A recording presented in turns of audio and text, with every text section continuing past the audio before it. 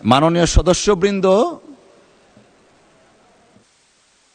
জনাব হান্নান মাসুদ। আমি যে নোটিশটা দিয়েছি এটার উপর তো আমার বক্তব্য আছে। ব্যক্তিগতভাবে এটা এত বেশি হুমকির মুখোমুখি হতে হচ্ছে।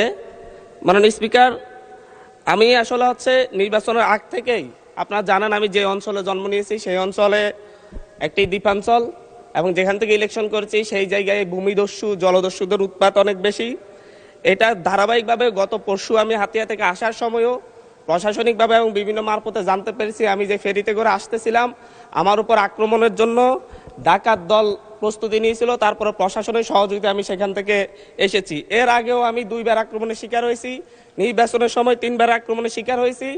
আমার পক্ষে যারাই কোনো কথা বলে, এমনকি মসজিদে আমার জন্য দোয়া করেছে, সেই মসজিদের ইমামকে মসজিদের ভিতর থেকে বের করে এনে প্রচণ্ডভাবে তার উপর হামলা করা হয়েছে, এবং তাকে আজকে প্রায় 1.5 মাস ধরে তাকে চিকিৎসা নিতে হচ্ছে।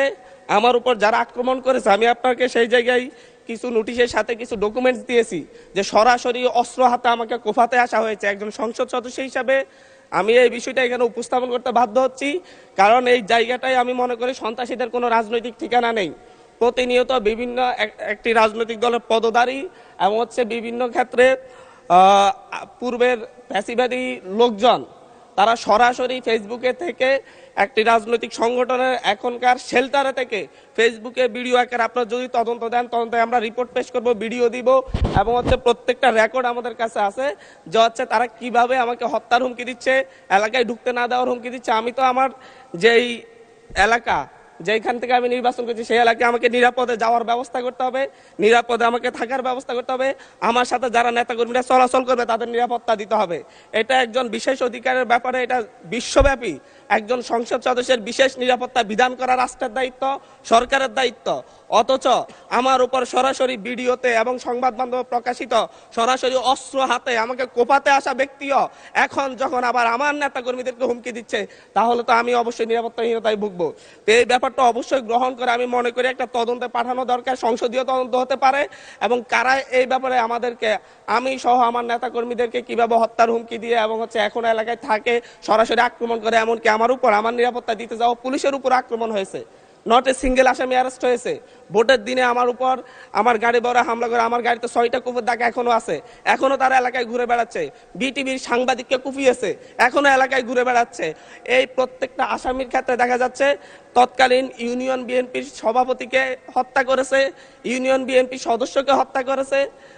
এই ধরনের হত্যা মামলার আসামিরা, এই ধরনের হত্যা মামলা, আমি আমার বিশেষ নিরাপত্তার বিধিতে কথা বলতেছি, আপনাদের উপরে হামলা হতে পারে এইভাবে না।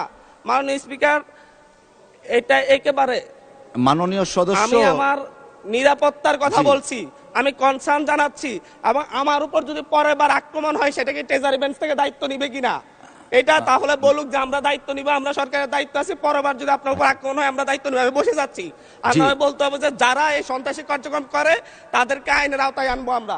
ধন্যবাদ মাননীয় সদস্য। এখন একটু শুনেন, এটা আমার হাহাকারও বলতে পারেন, কারণ আমি মামলা দিয়ে জিডি করে এখন পর্যন্ত মাননীয় সদস্য প্রতিকার পাচ্ছি না, যার কারণে আমাকে সংসদে বলতে হচ্ছে। একটু শুনুন দয়া করে। আপনার নোটিশটা পেয়েছি এবং আপনি বসেন দয়া করে, অসুবিধা নেই। আপনার নোটিশটা পেয়েছি, যথাযথ নিয়মে নোটিশটা আমরা ডিসপোজড অফ করেছি। আমি চেয়েছিলাম মাননীয় স্বরাষ্ট্রমন্ত্রী উপস্থিতিতে এটা করার জন্য, স্বরাষ্ট্রমন্ত্রী যেহেতু নেই যে কারণে নোটিশটা নিষ্পত্তি করেছি। ওকে, উনি যেহেতু এসছেন বোধহয় মাত্রই ঢুকেছেন, আমিও খেয়াল করিনি, হয়তো 1 মিনিট সময় দিলে উনি নোটিশটা সম্পর্কে বুঝতে পারবেন। Let us give him time to consume the notice. মাননীয় স্বরাষ্ট্রমন্ত্রী, আমি আবার একটু রিপিট করছি, মাননীয় সংসদ সদস্য জনাব হান্নান মাসউদ, তিনি 164 বিধিতে একটা নোটিশ দিয়েছেন, 164 বিশেষ অধিকার প্রশ্নে একটা নোটিশ দিয়েছেন। সেইখানে আপনি যেহেতু এসছেন, আমরা একটু সময় নিয়ে আবার নোটিশটা পড়ি, তাহলে হান্নান মাসুদ সাহেবকেও অ্যাড্রেস করা যাবে।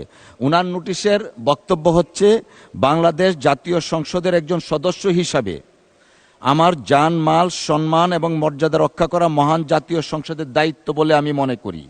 এটি আমার বিশেষ অধিকারও বটে।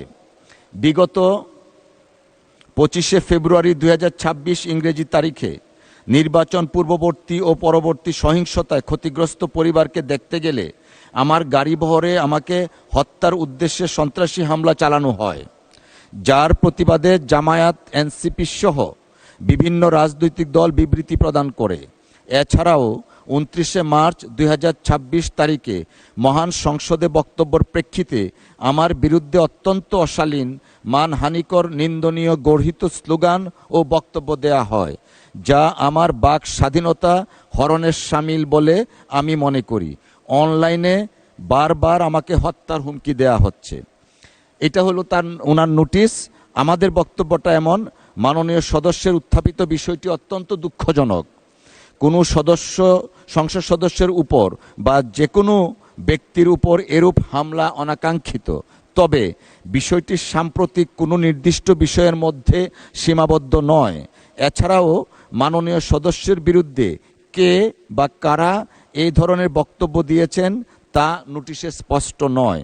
তবুও আমি মাননীয় সদস্যের উত্থাপিত অভিযোগের বিষয়ে অত্যন্ত সহানুভূতিশীল, কিন্তু কার্যপ্রণালী বিধি 165 উপবিধি 2 এবং 165 উপবিধি 4 অনুযায়ী বিধিগত সীমাবদ্ধতার কারণে নোটিশটি গ্রহণ করতে পারছি না বলে আন্তরিকভাবে দুঃখিত। তবে আমি মাননীয় সদস্য জনাব আব্দুল হান্নান মাসুদের নোটিশে উত্থাপিত বিষয়ে কার্যকর আইনানুগ ব্যবস্থা গ্রহণের জন্য মাননীয় স্বরাষ্ট্রমন্ত্রীকে অনুরোধ জানাচ্ছি। ধন্যবাদ। মাননীয় স্বরাষ্ট্রমন্ত্রী, মাইকটা দিবেন প্লিজ। মাননীয় স্পিকার, আপনাকে ধন্যবাদ।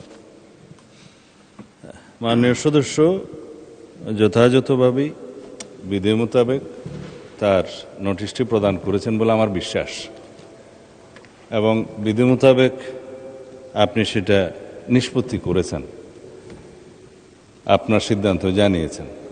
এরপরেও তার নোটিশটি আপনি দ্বিতীয়বারের মতো আবার পড়ে শুনিয়েছেন, আপনাকে অসংখ্য ধন্যবাদ। এবং মাননীয় সদস্য, আমি তখন আমার সংসদ রুমেই ছিলাম, উনি যখন স্টার্ট করেছেন আমি শুনেছি কিছু, বাকিটা এখানে এসে শুনলাম। এটা অত্যন্ত দুঃখজনক যদি ঘটনাটা সত্য হয়ে থাকে।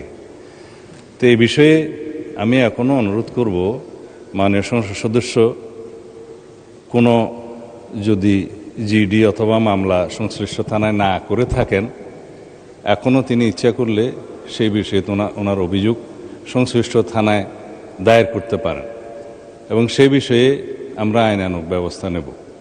আর বিশেষ অধিকার প্রশ্ন উত্থাপনের বিষয়টি যেহেতু আপনি নিষ্পত্তি করে দিয়েছেন, এর বাইরে এই মুহূর্তে আমার তেমন কিছু বলার নেই। তবে আমি আশ্বস্ত করতে চাই, শুধু মাননীয় সংসদ সদস্য যিনি উত্থাপন করেছেন তার বিষয়ে নয়, যে কোনো মাননীয় সংসদ সদস্য এই হাউজের যদি সেই রকম কোনো পরিস্থিতির শিকার হন, তাহলে যেন বিষয়টি স্বরাষ্ট্র মন্ত্রণালয়ের নজরে তাৎক্ষণিকভাবে আনেন, অথবা নিকটস্থ থানায় সেই বিষয়ে অভিযোগ দাখিল করেন। আমরা আইনের শাসন প্রতিষ্ঠা বদ্ধপরিকর। মাননীয় স্পিকার, আপনাকে ধন্যবাদ।